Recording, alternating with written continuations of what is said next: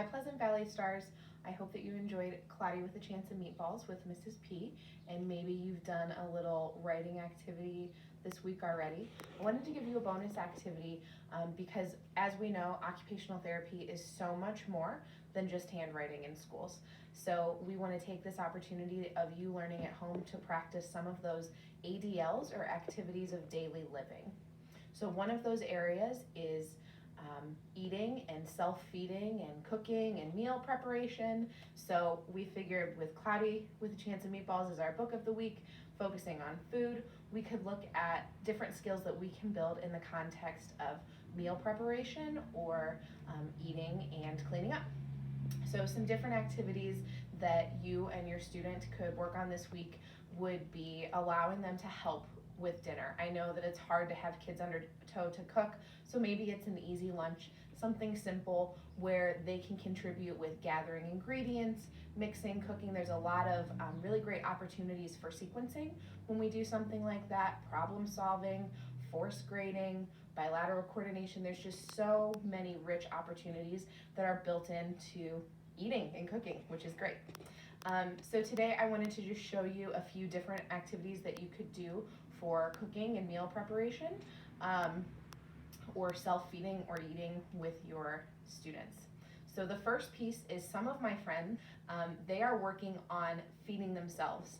And I know that it's harder and I know that it takes longer, but moms and dads, get out those built-up utensils that we've sent home, get out those suction cup bowls, and really take that opportunity to get a little messy and work on bringing spoon to mouth or cup to mouth, and just kind of chip away at it. If you have questions, as always, you know you can email me. So the two things that I wanted to demonstrate today are setting the table and sorting silverware to put away after we're finished eating. So let's do that. So there's a few different ways that we can approach meal preparation. The first of which is to make an example for our students and have them copy the example. So I would set a place setting at the table to show my students. The nice thing about napkin skills is that it's a great way to practice folding, and it's quick and it's easy.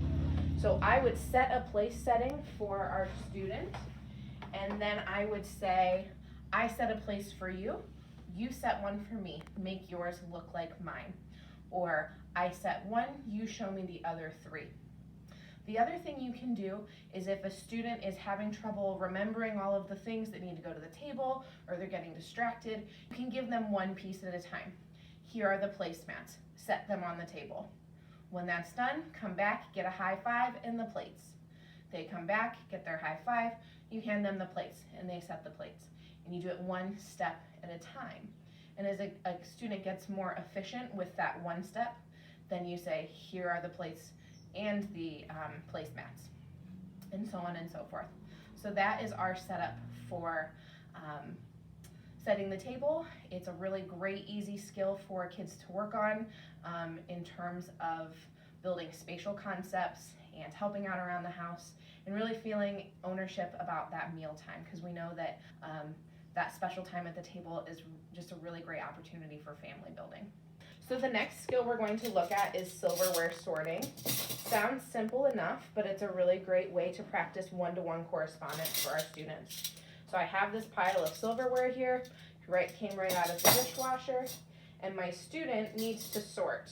I have a tall fork and a short fork. Which goes where? Tall goes here, short goes here. I have a tall spoon and a short spoon. Tall goes here, short goes here.